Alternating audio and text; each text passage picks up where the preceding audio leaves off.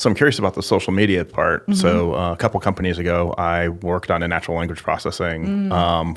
It was a government product for them to use to identify areas, mostly in the Middle East.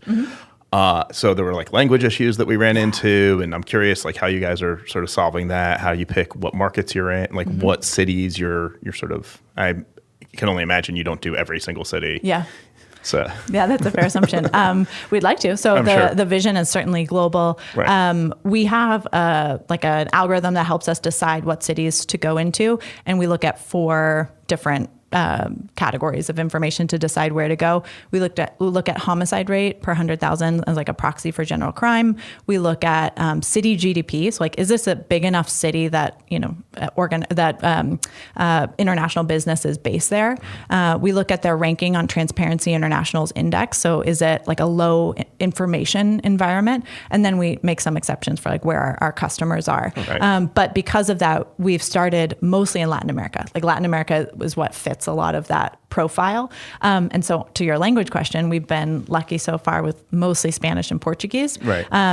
But obviously working in different languages is a challenge, and learning, getting better at crafting algorithms that can learn slang. So there's 5 different ways to say kidnapping in Mexico alone. Oh, so wow. Picking up on all of that and getting smarter with how we mine information. So yeah, it's a challenge. Yeah, I actually happened to be in a briefing where we were demonstrating our ability to ingest Twitter data right as the Arab Spring was starting. And a couple people had to leave the room because stuff was actually happening. It was pretty amazing. We couldn't have picked a better time to do a demo, but yeah, that's wild. Yeah. Wow. Yeah.